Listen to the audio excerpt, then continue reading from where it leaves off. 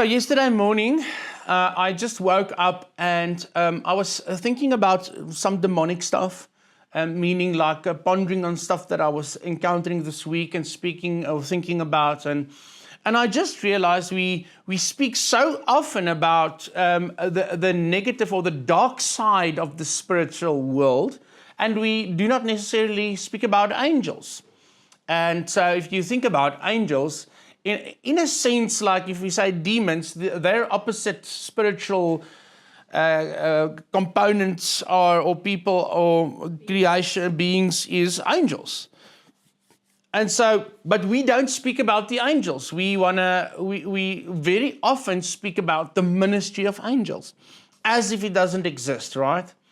And it's one of those things for us that came out of a traditional background, or we grew up in a church where these things weren't embraced. We tend to not even go there with our minds, considering the supernatural, considering that the Holy Spirit is all the time with you, eager to minister, considering that there might be angels working with us, right? So I really want this morning just to do a basic teaching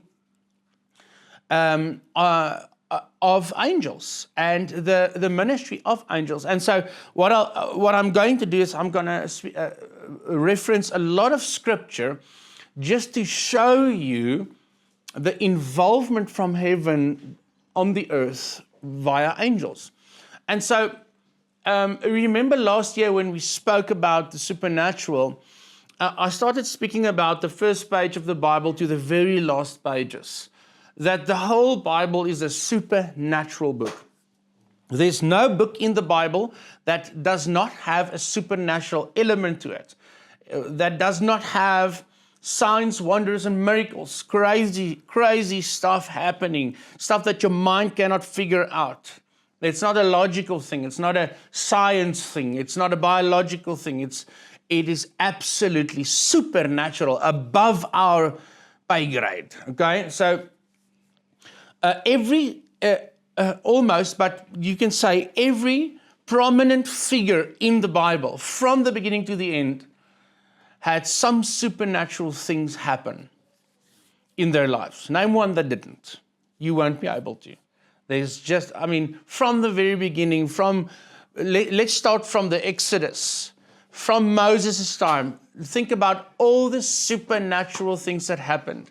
Tongues of fire and cloud by day, fire by night, manna, quartels, the 10 plagues.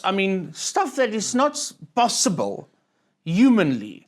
Okay, and so the whole Bible is a supernatural book. You cannot look at the Bible with your earthly eyes from a physical place. You need to be spiritual to perceive spiritual things. And so, yes, hoekom sit my mond so droog vanoggend? Skus. Hallelujah. Then I want to tie in the angels, because it's almost impossible to read a book in the Bible without seeing the interference of angels. Almost everywhere you see, again, from the beginning to the end, you see angels touching. As hierdie al die boeke, if this is all the books, you see every book being touched by the supernatural, and in most cases, angels were involved. Angels doing certain and specific tasks that the Lord gave them. So I want this morning for us to realize how real the ministry of angels are and how involved they are in God's mission on the earth. And we shouldn't miss it. And I think there's really in the spirit a principle that if you're not conscious of something, if you're not attentive towards the supernatural, you'll miss a lot of things. So die supernatural, dis ietsie wat jy moet bewus wees van dit en dan in dit glo ek. You have to believe it. If you don't believe it, you most probably won't see much. There might be signs and miracles and healings, yes, but very little. There's something about wherever you go to be conscious of Him and Him through us. Okay? So we've passed many people in our lives that we had to pray for, we didn't. Okay? Either because we are not attentive or conscious of Him speaking, or it might be that you don't recognize God's voice, or that it is that you've got the fear of man in you, so He speaks you here, but you don't have the guts to do it. So there might be a whole bunch of things, but we need to walk conscious of Him and what He wants to do everywhere we go, 24/7. Okay. So I'm gonna just share some biblical facts about angels, and this is definitely not all the stuff that we can say about it, but I think this will give us a good picture of angels. Now, speaking about the New Testament, actually throughout the whole Bible, in most cases where angels appeared to man, to you and me, they appeared in the form of man. Okay? So just by the way, the idea of an angel of God, a normal angel, just for that matter now, appearing to us, it doesn't have wings. That's something you learned in the movies. Okay, the wings are cherubim and other creatures in heaven. But the angels that appeared to man on the earth, almost in all occasions, looked like you and me. Okay. And so we're not going to handle that scripture, but be careful how you speak and how you handle people, because you might have entertained an angel. Okay, so sometimes they'll come and go, you wouldn't even know it was an angel. And you can read testimonies. I read a testimony of this person that was this week. He was a missionary in Uganda, and he was caught by the rebels, thinking that he's part of the mercenaries that was there. And he had to convince them that he's not. And the next morning, they were going to shoot all these mercenaries, these hired soldiers from a foreign place. They were caught and they were going to be killed the next morning. And a bunch of the others has been killed. And so that night, his mother and father in another country woke up in the night, and the Lord said, start praying. Start praying for your son. His life is in danger. They started interceding, not knowing where he is and what's happening. That night, somebody came, opened his jail cell and said to him, come. They put him on a little boat, sent him across the lake to the other side. A person received him there, and they escorted him out of the country. And to this day, he said nobody could tell him who organized it, who was it. He didn't have a name, and he was convinced that the presence of the person that he was with was an angel. And nobody knew about him in that specific place that he was caught. In any case, God can still do that today. You need to believe it. He can send angels to open prison doors. Still today. Okay? And angels can do a variety of things, including your healing. An angel can be sent with your healing to heal you, to touch you. Okay. So they appeared mostly in human form. All right, in the New, specifically in the New Testament, like men standing in front of you.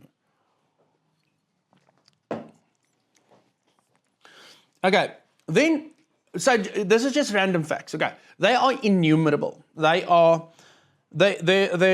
billions. Okay, you can't count them. There are many, many angels. The legions and the armies of heaven is vast. Far bigger than we can imagine. Hebrews 12:22 says, but you have come to Mount Zion and to the city of the living God, the heavenly Jerusalem, and to innumerable angels in festal gathering.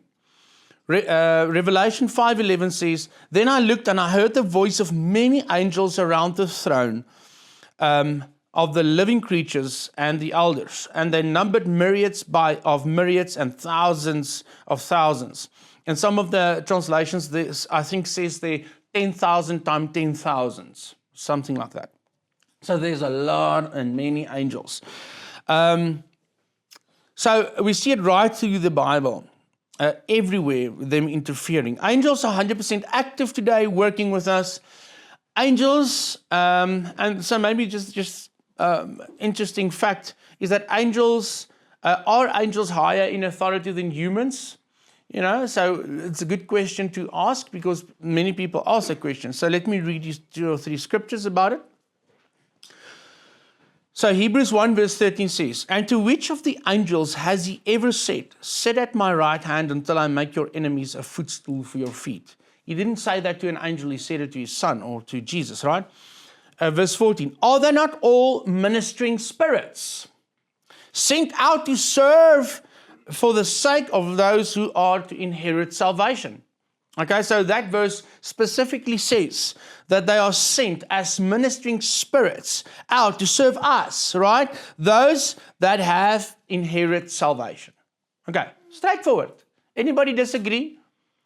It's easy to understand that angels are sent. God sends angels to fight with us, to work with us. Those that have inherited salvation, you have access to an angel, angels. And angels, and not even that you deserve it or ask for it, but they'll be angels. Okay.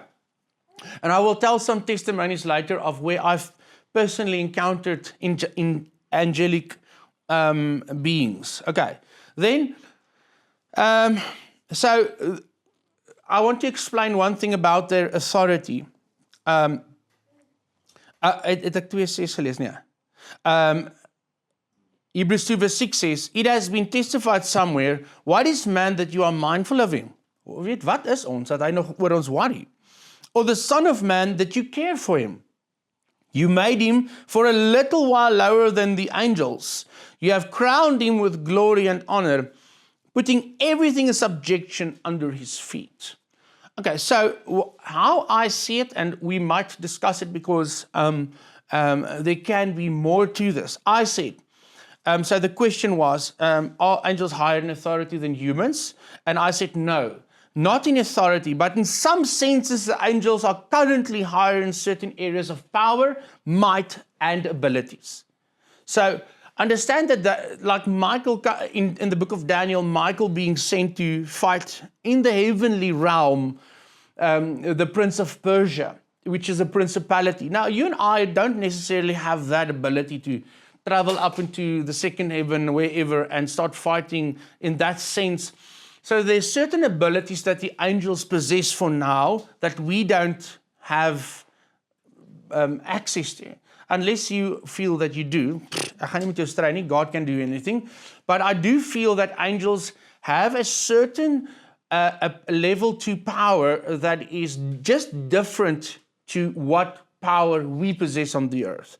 I don't think it's a compare thing. So as I went through these scriptures again, I really felt at a stage, we can't compare ourselves with angels. They are a different created being. They have got a different function. The power they have is for a specific task that we don't necessarily have in some senses. And then they also assist us in our mission. Okay. So in certain areas, I feel that angels have a power that we don't possess now. We, on the other hand, are very unique in that we are created in God's image and are called God's children. Angels aren't called that. So we are unique in that sense. We are children of God in His image. Okay? An angel is not. He's a created being, a minister that is sent to assist God's will on the earth and whatever else He's doing in His expanse. Okay. We have been united with Christ, become one with Him. An angel have not become one with Christ like we have. That's a big distinction. That's why I'm saying it's different. It's unique. The angels serve us on God's demand, and we walk in the authority Christ gave us, His authority. So we do walk in tremendous authority on the earth, even in the authority of the King, which the angels serve. They don't walk, I think, in that authority. It is not a power competition. Okay, so who's got the most power now? We shouldn't see it like that. It's different. We are fellow servants under God with the angels, working together to achieve God's will.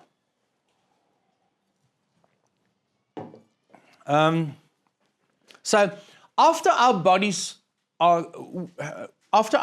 glorified at the end, when we are taken up with Him at His second coming and everything ends, and we are glorified in that way, obviously at that stage we will outrank them completely as children of God. You understand? So, but I think for the function, for the mission that we have on the earth. The army has been sent out, and every being and creature has his commission, has his assignments, which will end when he comes again. Then everything will change. Okay. 1 Corinthians 6 verse 2 says, or do you not know that the saints will judge the world at the end, right? And if the world is to be judged by you, are you incompetent to try trivial trials now? He's speaking to the Corinthian church struggling to sort out basic issues with people clashing. So he says, you are to judge the world eventually. You can't even fix this little issues between you guys. And then he goes on to say, do you not know that we are to judge angels? How much more then matters pertaining to this life? Okay, so there's something about that we will be in such a place of authority at that time that we will judge angels, and obviously fallen angels, those that rebelled against God and so forth, I would guess. Then another thing is we are not to worship angels or to pray towards angels. That is an idol. That is just not biblical. And Revelation 19:9 says, where John encounters an angel, he's with the angel, and it says in verse 9, and the angel said to me, write this, blessed are those who are invited to the marriage supper of the Lamb. And he said to me, these are the true words of God. Then I fell down at his feet to worship him, the angel. But he said to me, you must not do that. I'm a fellow servant with you. Like, get up. Go, whoa. Get up. Don't do that. Don't worship me. I'm your friend here. I'm a fellow servant with you. Don't do that. You must not do that. I'm a fellow servant with you. And your brothers who hold to the testimony of Jesus. Worship God, he says to him. He says, worship God. For the testimony of Jesus is the spirit of prophecy. Okay, so very clear the angel telling John, don't worship me. I'm not to be worshipped. I'm not divine. Okay, in that he's not God. Revelation 22 verse 8. I, John, am the one who heard and saw these things. And when I heard and saw them, I fell down to worship at the feet of the angel who showed them to me. But he said to me, you must not do that. I'm a fellow servant with you and your brothers, the prophets, and with those who keep the words of this book. Worship God. Almost exactly the same instruction 4 chapters on. Okay, so very clear. We don't pray to them. We don't summon. So maybe this is also one of those areas that we can speak on, is that we don't just tell an angel, hey, you come here, do that. That's not how it works. I do feel that I consult God and say, Lord, would you release an angel for that? Lord, in Jesus' name, would you release an angel for this? I don't feel, and I feel like that's because I don't do that to you in that dishonoring way. You're not my servant in that way. I feel that it's like in Judah, I think when. That was when they were fighting for the body of Moses, and he said, I rebuke you in the Lord's name. In the name of the Lord, I rebuke you. So in that instant, no, that's different. What happened there was, and what I want to say there is that he didn't say, I rebuke you. He said, I rebuke you in the name of the Lord. That's an archangel speaking to, was it Lucifer or Satan that was fighting for the body of Moses? Okay, so even in that sense, the archangel is very aware of how it works. In the name of the Lord, I rebuke you. I went down a rabbit hole because you can. Yeah, no, I just feel like, but that creates another bunch of questions in like how we rebuke on the earth. But any case, okay.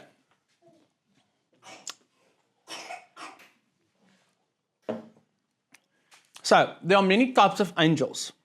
Now, the word angel or angelic beings can confuse us because now we speak of a person in front of us, which is an angel, versus these very crazy, big, powerful beings in heaven, which we also call an angel.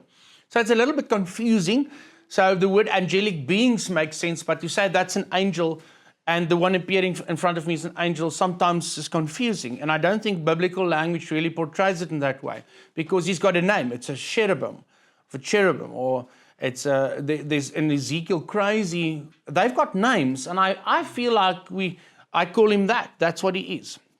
Okay, so the word angels in Greek, the one word for it is malakim, and there's a few. I'll explain now. The most common term meaning messengers, frequently appearing to deliver messages from God to humanity. Archangels is then a second thing that I want to mention, known as first angels or high-ranking leaders in the heaven. So they are the commanders of certain divisions in heaven. Like Michael is the archangel of the armies of heaven, and Gabriel is the chief messenger of God, and Lucifer used to be the worship leader of heaven, and so on. We don't have many more names of the archangels. There's none that I think there is in the Word, but those two definitely, especially Michael and Gabriel, still in full service in God's kingdom for eternity. Seraphim, that's a fiery six-winged beings who surrounds the throne of God. Currently now, they're busy surrounding the throne of God, crying out, holy, holy, holy, for eternity. And so that is a very powerful, very, very powerful being. Okay, that's a seraphim. Then you got a cherubim. There's definitely two different ones. Attendants of God's holiness, often guarding the sacred spaces, like Eden or the ark or so forth that was on the earth. We see that. And described with four faces: human, lion, ox, and eagle.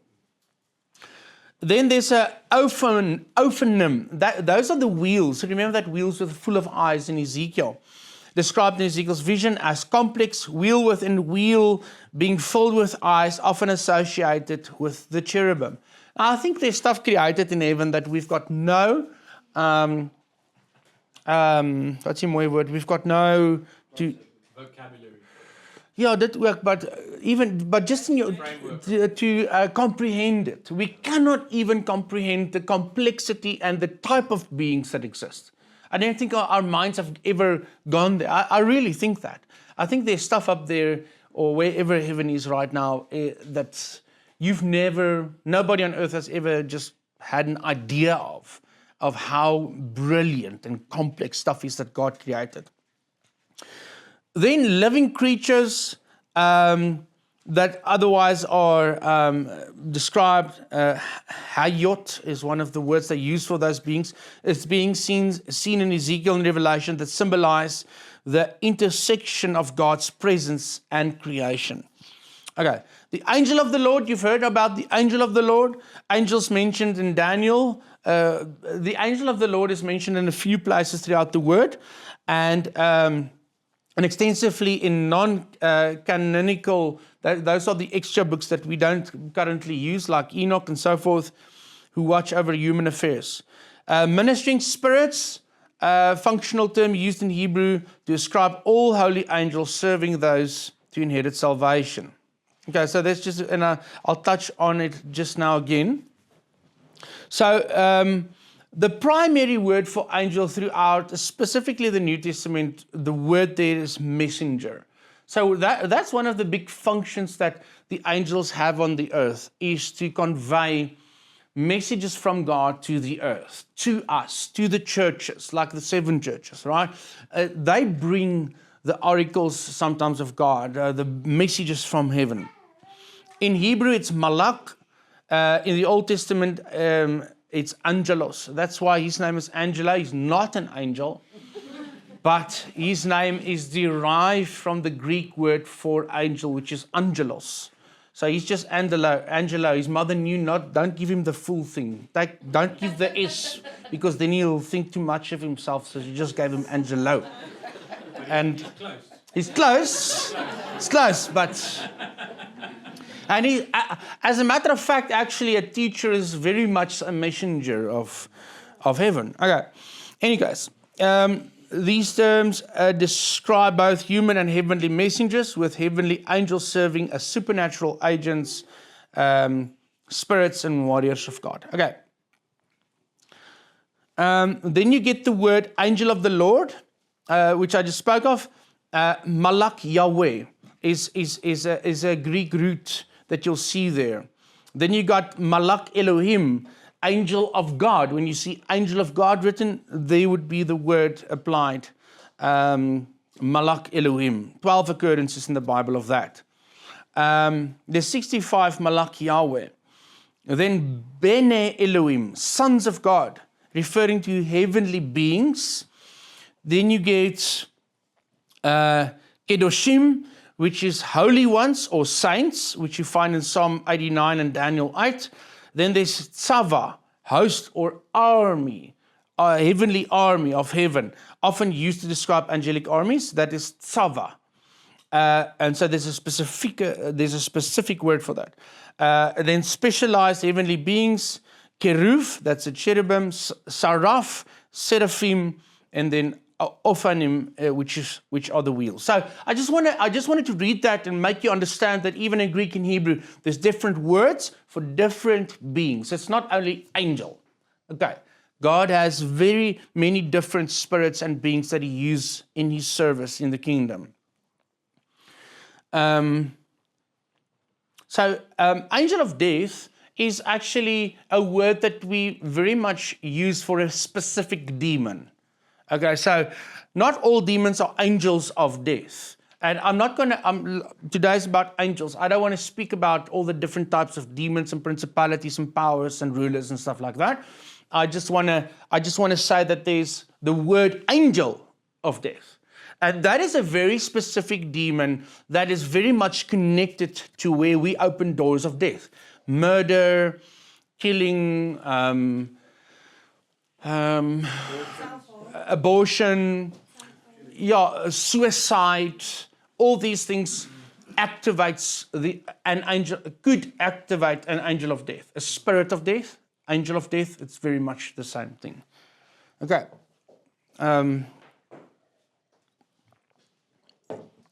I actually had an encounter with an angel of death once. It was a bunch of years ago, maybe 7 years more or less ago, where I just started doing a lot of deliverance. And in the beginning of my deliverance ministry, I went through a lot of attacks, demonic stuff that happened with me, attacking me in my bed physically while I'm away. Crazy stuff happened, picking me up, dropping me. They really can in the physical, not any visions. And stuff happened in the beginning. They somehow had still some entry into my physical realm, which they don't necessarily have anymore, because that stopped a long time ago. But one night, we were in Hermanus, me and Sonia, we were staying with my uncle, and we were involved in a lot of spiritual warfare at the time. And I had this experience, say vision maybe, but I had this experience where, and you know, for some of you that have had heavenly experiences of very vivid encounters with God in dreams and visions or in the night, so forth, you know what I mean when I say you just know some things. You know things without anybody telling you in the dream what's going on. So a spirit of death attacked me. Nobody said it. You just know. That's who it is. And in this dream, he would travel like, let's say as big as this area here, in this black cloud. And he would go away, and I would stand like sort of arrested. I couldn't do much. And every time he passes me, he sucks life out of me. I literally felt how I was busy dying. And it was busy happening. It wasn't a vision. He was busy trying to kill me in my bed. And he would keep on going, and every time he went past, I could feel more life was gone. He just sucks life out of me. And I tried to shout Jesus all the time, and eventually I started getting Jesus out of my mouth. And I broke the thing, and when I woke up, I was wet. And I was for 2 or 3 days traumatized, just like Yellow. It was an intense attack. He physically came to kill me. And that was an encounter I had with the angel of death. He was sent to kill me that night. And how he did it, how he got into my realm to do that, I don't know. But I think we learn over time how to close doors to the enemy and walk in righteousness and grow in authority and all these things. Okay.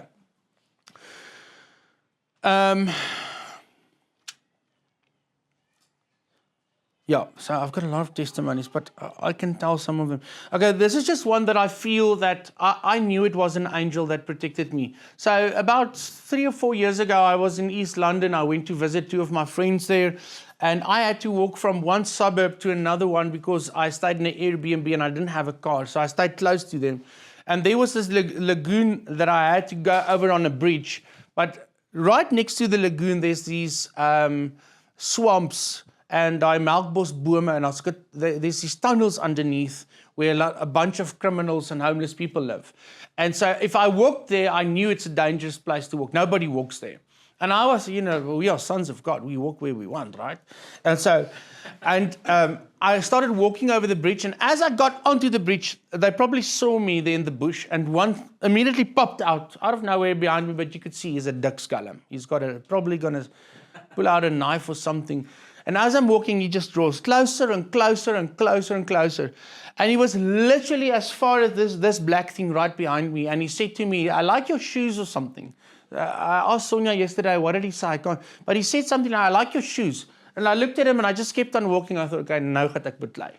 Okay, and the next moment, it was just cloudy. The next moment, a thunderbolt hits. But it doesn't touch the earth. It cracks across the sky like have you felt when thunder hits right next to you? It was like a bomb. And I turn around and I tell him, I'm a son of God, get away. He freaking I don't know. Ek tune hom sommer. But I believe God uses angels like that. That sometimes God will just intervene and say, angel, go, just strike above their heads. But it was so precisely on time. I think it was in the seconds that he was going to try and come for me or whatever. Yeah, but it was intense. But in any case, I really feel, I'm going to sit, Ange. I don't know if you just want to... As a pastor today. Yeah, today he's a well-known pastor in East London, and he tells the story of where he wanted to mug a Christian. And so I also quickly want to share a dream which Sonia had about angels. And I think there's a lot of encounters of angels and stuff throughout her dreams as well. This was in 2020, 22nd of February. I'm going to just read the Afrikaans and then explain in English. Ek droom gisterand, ek sien hoe engele 'n hele end van ons af staan, en ek sien net die liggies wat skyn in die donker. So they are shining like lights, these angels, they're standing far off. En ek weet dis die engele wat op die perimeter, op die edge staan van ons plek, ons territorie, om ons te beskerm. Die volgende oomblik is ons in 'n kleiner plekkie, amper soos in 'n kamer, en die engele staan al om die kant van die kamer. Maar dit is so klein dat daar nie plek vir ons almal is nie, en elke keer wat 'n aanval kom van buite af, keer die engele dit. Maar omdat hulle so naby aan ons is, voel ons die aanval. So, jy weet, hulle is baie naby. Wanneer ons perimeter groter is, voel ons nie die aanval wat van buite af kom nie. Omdat die engele dit ver van ons af al keer. En toe sê die Here vir Sonja, toe sy wakker word, of toe ervaar sy dat ons moet ons grondgebied vergroot. en dit vat ons perimeter uit. Nou, dit is net 'n mooi voorbeeld van that angels, they are constantly in service. They are busy protecting us. They are fighting for us in the heavenly realm. Okay, I remember a testimony now. Thomas Beloy, who knows who's that? Thomas Beloy was a guy in Bosbokrand, close to Witrifuur. He was a black South African pastor, apostle, and he was famous for bringing big witch doctors or sangomas out of witchcraft and delivering them and discipling them. And so he brought down one of the biggest sangomas in South Africa once, and that person told him of this story. Years ago, there was this tent crusade, and Thomas Beloy and his team was there, and they were praying like spiritual warfare in the tent before the meetings. You're just praying over the meetings and stuff. And so years later, he brings this sangoma to Jesus, and she tells him, do you remember that tent you guys put up in that place? And he said, this witch doctor said that they had an assignment to break that conference up. They were right above the tent in the atmosphere, busy pronouncing curses and fighting over this thing that's going to happen. And he said they couldn't because of the intercession they did inside the tent all the time, which Thomas led. It's a great testimony of years later, the witch testified that we couldn't break through because of your prayers and your team. That's amazing. So, prayers and also they summoned angels, and the angels fought with them in the atmosphere. Sorry, that's what I wanted to say. They had a battle with angels because of the intercession. It's just like Daniel, asking, praying, and angels are sent, and there's a battle in the atmosphere. Very much, in some senses, the same.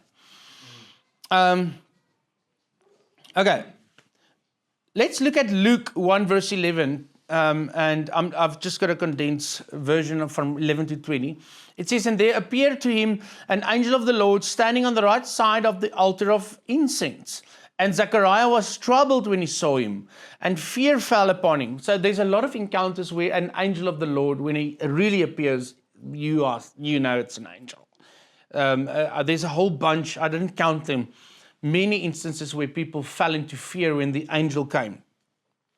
But the angel said to him, do not be afraid, Zechariah, for your prayer has been heard. Okay, jou gebede. And your wife Elizabeth will bear you a son, and you shall call his name John. So John the Baptist, right? So his father was approached by an angel. Okay, right next in the temple, bringing a message of something that will happen. Then angels singing. Luke 2 verse 13, and suddenly there was with the angel a multitude of the heavenly host, praising God and saying, glory to God in the highest, and on the earth peace among those with whom he is pleased. And so these were the wise men just before the birth of Jesus. And so this heavenly host appeared. Imagine that you were seeing that. Imagine you see that. Like a heavenly host starting to praise God, and also, in a sense, bringing some revelation. So just concerning angels singing, I've heard angels sing twice in my life, and I know that it sounds very strange to hear that, but the first time it happened, I was at a meeting where it was a very spirit-filled meeting. It was friends of ours that really, really pursue God, really love the Holy Spirit in the meetings, and they were singing songs, and everybody was like almost down on the floor. There was just an anointing of the Lord, and at a point they stopped singing because there was only one person singing on the mic. She was a lady, and she sat down on a chair like this, and the mic was there. She didn't sing. She was worshiping like this, and the guitar was playing, the drums were playing, everything, only instruments. And I heard voices started singing, which I've never heard in my life. And the only reference I actually have of it was, it's like there's a song that Jason Upton sings of, Cry. What's the song? Fly. And in that song, they had an experience where angels started in the recording to start singing, where they started hearing like other voices while they're singing, and nobody was singing, but you can hear it's different. It's a different sound. It sounded exactly like that. Exactly like that. And I really felt at that point that that song is then true, because that's how it sounded. And there was an anointing of the Lord in that place that you cannot believe. I've heard that twice. Nobody was singing on a mic. And there was a whole lot of healings and crazy miracles that happened in the crowd during that praise and worship session. Okay. I think I leaked through the night somewhere. All the water ran out of me. Ek gaan maar weer staan. Ek sien hulle, they struggle to see me there in the back. My lower back is maar net soos besig om my te. Okay. All the struggles of this tent. Okay. Bless you, tent. I once had another experience, and I think some of you have heard some of these things over the years, but I once had an experience where I was caught up into this place. I don't know where it was. And it was at night. And it was strange. It was it's difficult. It was massive and square-like edges place up in the heaven. It's huge. It's millions of miles wide. And on my right and on my left, there's these two angels. And they look like a stone, an ancient stone pillar angel thing. And the only thing that happened in that experience was they were looking upwards and singing and praising God. They were singing up towards God's throne. And I looked at them praising God, and out of their mouths, that what they sang, I heard it with my ears in this vision. What they sang was undescribable. It was so thick and solid, I could see a solid thing go. You know how strange that must be. It was so intense, the worship towards God, that I had no reference for what's going on now, what's coming out of their mouths. It was magnificent, and I remember afterwards, I couldn't get a word to describe what I just felt. How I felt looking at them worshiping God. It was the most solid worship that you could ever experience. So that's just another thing and I knew it was two ancient angels. Okay, Mary, Luke 1:26-38. In the 6th month, the angel Gabriel was sent from God to a city in Galilee named Nazareth, to a virgin betrothed to a man whose name was Joseph. And he came to her and said, "Greetings, O favored one, the Lord is with you." Joseph, so that's the husband of Mary, right? Verse 38, and Mary said, "Behold, I am the servant of the Lord. Let it be to me according to your word." And the angel departed from her. So Gabriel himself was sent to tell her, listen, you're going to bear this child. Okay, so that's just another instance of God. Right in the beginning of the New Testament, just angels all the time, with John and with Jesus. Then Matthew 1:20, but as he considered these things, behold, an angel of the Lord. Remember, angel of the Lord appeared to him in a dream, saying, "Joseph, son of David, do not fear to make Mary as your wife, for that which is conceived in her is from the Holy Spirit." So I'm telling you literally all my angel ervaringen today. And I shared this, I think, last year once. In 2018, if I remember correctly, in RA, we came to a crossroad where we had to make serious decisions concerning certain things in that season. And that afternoon, I went to lay on my bed, and I was just with the Lord in really trying to figure out, Lord, which way should I go? And lying there on my back, eyes closed, the first thing that happened was, all of a sudden, a demon stood next to my bed and shouted, but with a horrible, hellish sound, like Jy kan dis 'n vark en 'n bok en 'n mens gekruis vibe. Jy kan nie geen mens kan daai klank maak nie. Maar net so ewe skielik so en ek het my dinges afgeskrik. And you learn over time to ignore them, like chucky so. And I was lying there, and then the next moment I have this vision. I'm not really sleeping. I'm still sort of there, but I go into this vision, and I'm standing with a few people, some of them angels, and then me, and I don't know who else. And one specific angel was standing right in front of me, and it was a lady. It was a woman, and she was shortish, and so was scroll, a smallish woman, and she had a Franse vlegsel. What's that in English? French braid with long hair all the way to here. The blue uniform with all her credentials, or what do you call that? Orange. And I knew she was an angel. And so, and she wanted to say something to me, and she sort of came to me and said to me, I want to tell you something. She wants to take me away from this group, and she wants to say to me something in private.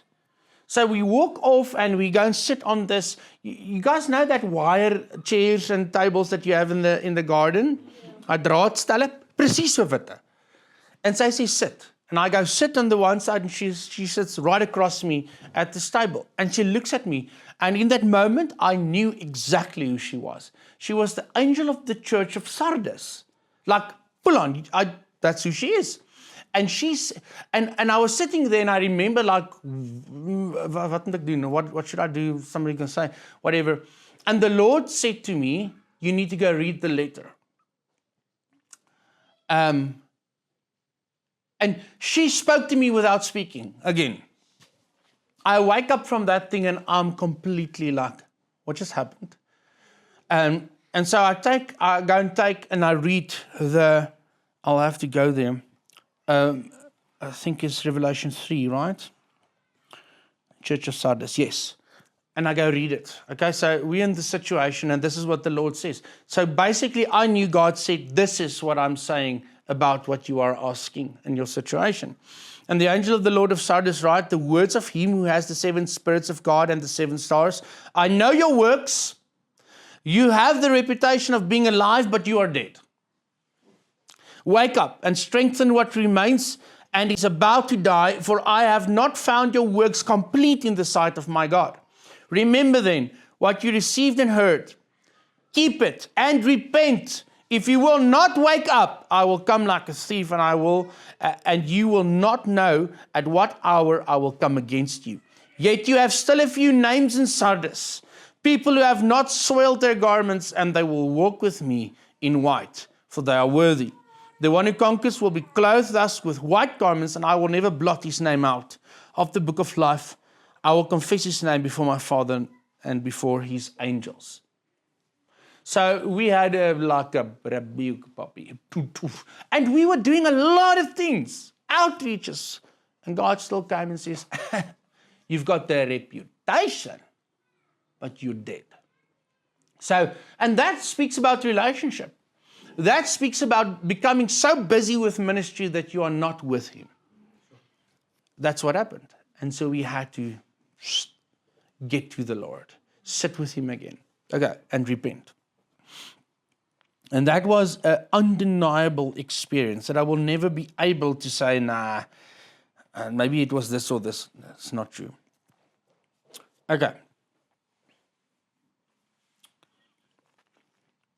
Okay, the woman at the tomb, remember, right after his resurrection, Matthew 28 verse 2, and behold, there was a great earthquake, for an angel of the Lord descended from heaven and came and rolled back the stone and sat on it. Just maak die graf oop, roll it up and go sit on the stone. Here I am. His appearance was like lightning. And his clothing white as snow. It was dalk, hy was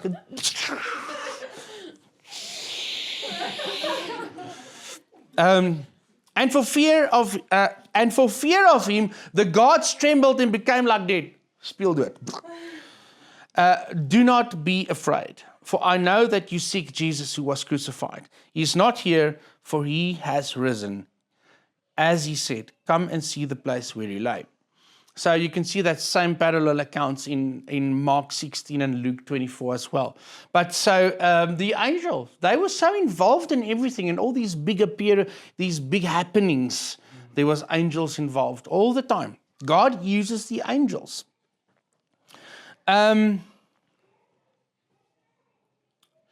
Cornelius, Acts 10, verse 3 to 7. About the 9th hour of the day, he saw clearly a vision, an angel of God come in and say to him, Cornelius, and he started at him in terror and said, what is it, Lord? And he said to him, your prayers and your alms have ascended as a memorial before God. And now send men to Joppa and bring Simon, who is called Peter. Okay, so that wouldn't have happened without. And eventually what happened there was the outpouring of the Holy Spirit upon the Gentiles in Acts 10. So God used an angel to connect Peter and Cornelius. At the same time, Peter is having visions and dreams and stuff on that side about the sheep coming down, the animals and eat and whatever, and go. And Cornelius has it on that side. He sends these people, knock on the door. It's all confirmed, and there goes Peter. And he preaches to the Gentiles, and Cornelius is also a Roman soldier. And boom, the Holy Spirit falls on them. They speak in tongues, and they receive the Holy Spirit. Angels was involved. I could imagine in Acts 2 as well. It doesn't say there that an angel was involved, if I'm correct. But, I mean, I guess there was angels all around, like busy. It's like celebrating the birth of this new this new era of the church being birthed right here.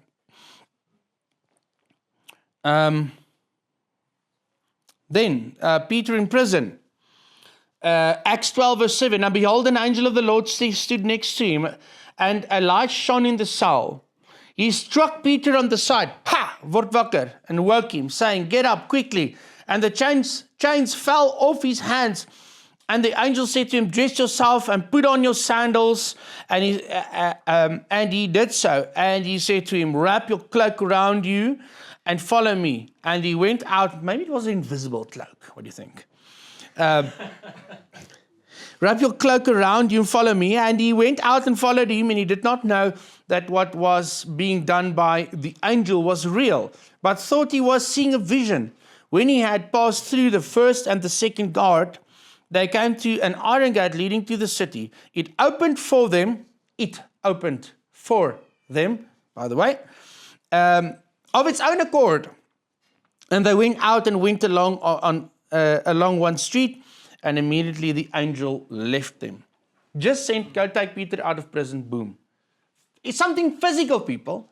It's not a dream, it's not a vision. It's a physical thing that happened. He literally opened physical doors, made the guards maybe sleep or whatever, just take him out. Physical.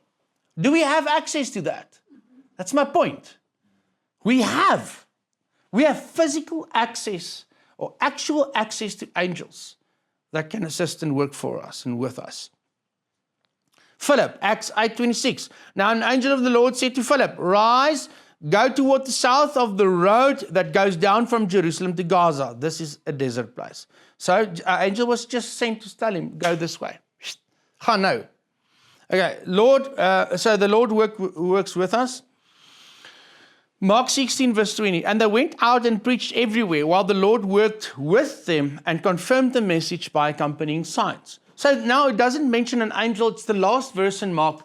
He's resurrected. He's given them the Great Commission. He sends them to the nations. And in the last verse he says, okay, guys, don't worry. I'll be with you. When you minister, I will be there affirming this message that you preach with accompanying signs. Remember, for those of you in Sam, that those signs accompany the main thing that you and I should do is preach the gospel, proclaim the gospel with power. Okay? So he confirms the message because the unbeliever hears it, something stirs, and the next moment a person stands up out of a wheelchair. Or if somebody gives him a prophetic word that nobody knows, and boom, it accompanies the sign, it's true, and he comes to repentance. Okay. So he's very much involved in doing things like this when we preach. That's why I say many times when we preach, signs and miracles will already start happening when you preach. And especially when I go preach outside to people that do not have this knowledge and the teaching that we have, you just see more miracles there. It's a long discussion in why. But you'll just start preaching and some people will start healing. People will be delivered of demons and sicknesses and diseases without actually addressing them. Angels are busy ministering, touching people. So I want to tell maybe the last testimony. And this was at my it happened at 2 weddings. Apparently angels like weddings. And so the one wedding was with my sister, and we were ministering and there was dark clouds forming in the back. So that chapel was maybe 2.5 stories high, and the whole thing was glass. The whole backside of that whole chapel, beautiful. And there's this massive baobab tree, Krummetarkboom in the back, standing there. It's a beautiful chapel, it was. And so I'm ministering, and there's a bunch of things that happened. I felt very uneasy because I felt the owners are maybe Freemason or involved in something, I don't know what. So I'm ministering, and right at the end, as we are busy finishing, these clouds become like white and dark, right here. And we see there's a storm coming and the wind starting to pick up. And so we finish up and we quickly tell everybody, okay, let's rush down before the storm is here. And the last people they were literally running like the wind, like running down to the venue. Remember, my mom was there. They were running down because the storm hit them from the side. The last people, the wind and rain and dust. And so we all came down there, and everybody's luckily in, and we started having the refreshments and stuff. And like 5 minutes in, somebody runs in and says, listen, the whole chapel fell in. So that windows had aluminium frames this thick, like it's a massive thing. That whole glass back wall fell into the church. The pulpit, the first rows, the chairs were flat broken. Okay? It was disaster. So now we're like, what is going on? And then Tannie Zelda, one of our friends, calls me and says, listen, come sit here. Skalk wants to tell you something. He's a medical doctor, and he's not necessarily a very spiritual guy, but he is saved and he loves the Lord and so forth. And he says, and for him it's strange, he says, as I was preaching, he was sitting there, and he saw 10 crows coming out of, as if the Krummetarkboom, the baobab tree is empty in his mind, coming out of the tree, 10 crows just flying as I'm preaching. He counted them. And so that obviously represents darkness or demons or witchcraft, specifically witchcraft. And I was like, what? That's crazy. And he said, it was a very vivid experience. And he's not a very spiritual guy. And I said, okay, frick it. Die feit dat hy dit sê must mean it's real. And so we go on a bit, and after that we went up again, and the storm subsided and the church is destroyed. And we are, keiering and after eating, and this guy is drunk, young guy with long hair. I'll never forget him. He comes to me, and he's like, lekker voor. He says, Pastor, come on, I have to tell you something. This is crazy. Come, I have to tell you. And he takes me around the corner. I'm like, yeah, okay, what? And he's like, okay. He says, I know this is going to sound crazy, but he says, while you were preaching and I was sitting there, right behind you there was a man, a big, big man. And I literally looked away. Oh, daar's Nicolaas. Dit was sy troue. Ek besef nie eers nie. Yes. Ja, ek connect nie eers. Dit is sy troue gewees. And so he tells me, weet jy wie was die ou met lang hare dalk? Daai tyd. But in any case, he tells me while I'm preaching, he looks and he sees a man behind me, a big man, bigger than me, and he looks away, he rubs his eyes, and he looks again, and he sees the man. And the man didn't go. He says that man stood behind me the whole wedding. And so I did another wedding, and at that wedding, a guy said exactly the same thing afterwards. So I really felt, so what happened that night, I'm not sure.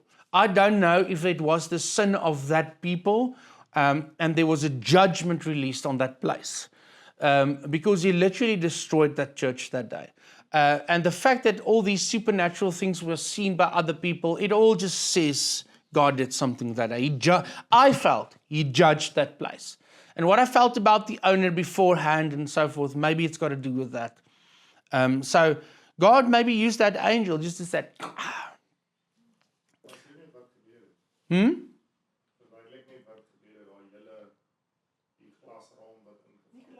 Yeah.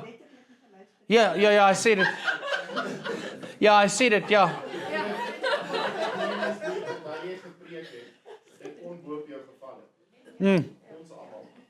Yeah, people would have literally died if we were in that place.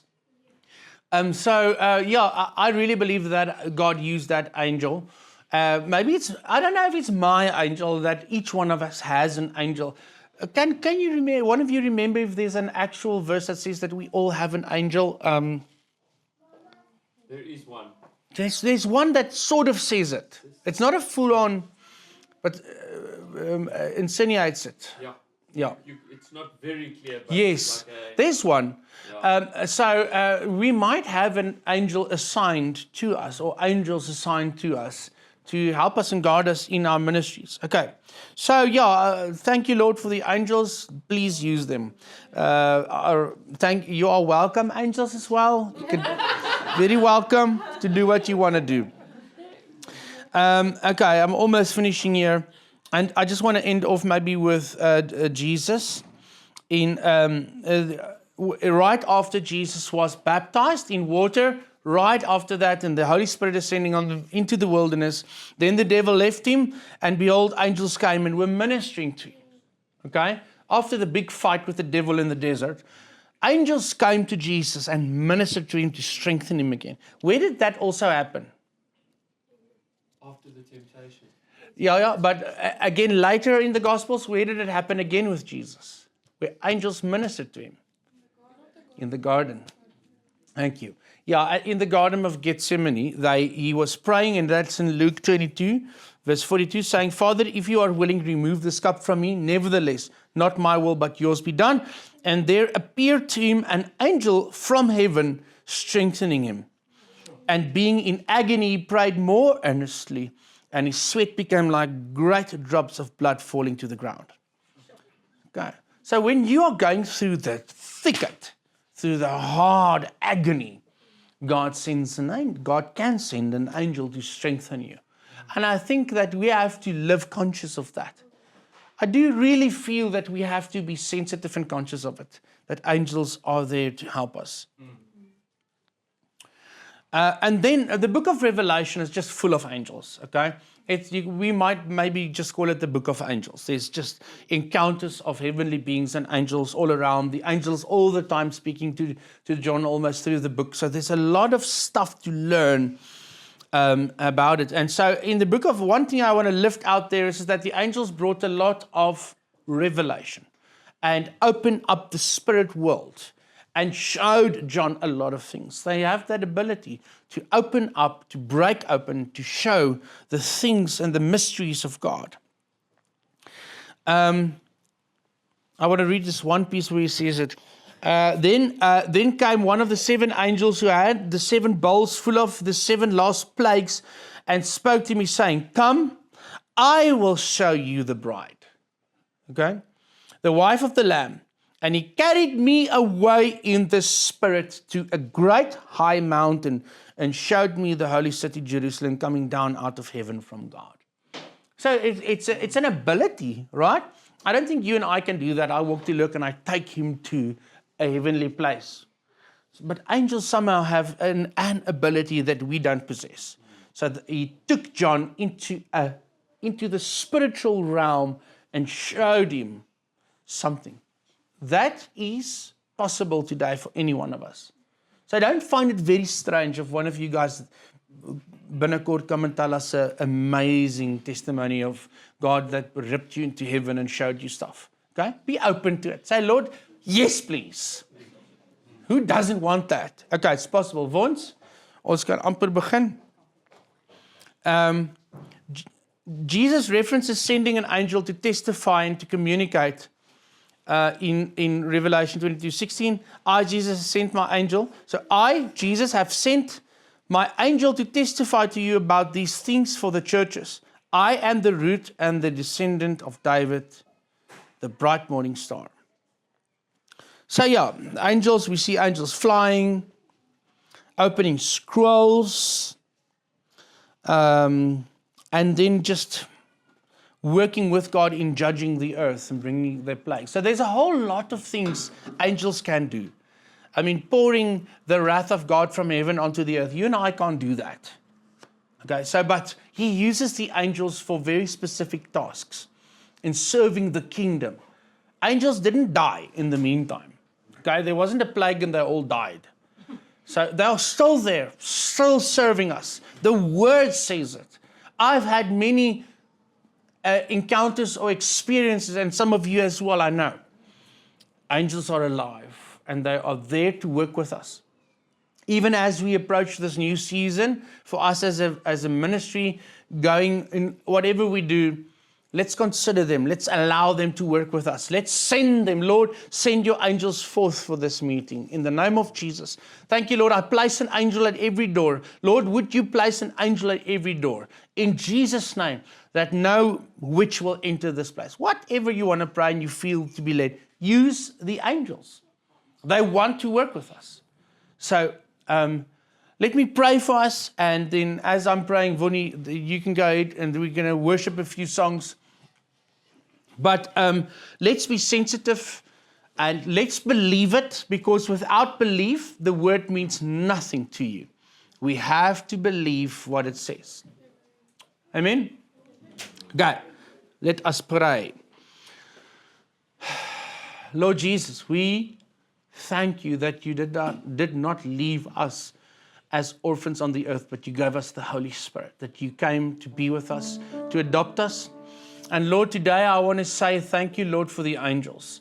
Thank you for the ministry of angels, in that they are there to help us, to serve us, to war alongside us. And as we, Lord, go forth into the world in saving the lost and discipling your people, I pray that you will send your angels with us, that we will be conscious of them helping us. And Lord, if I may, I want to say thank you, angels, that you are with us. We honor you, and I think we can love you. We love you. And Lord, I pray that you will teach us how to engage with the angelic realms that you have sent to work with us. In the name of Jesus Christ, I pray it. Amen.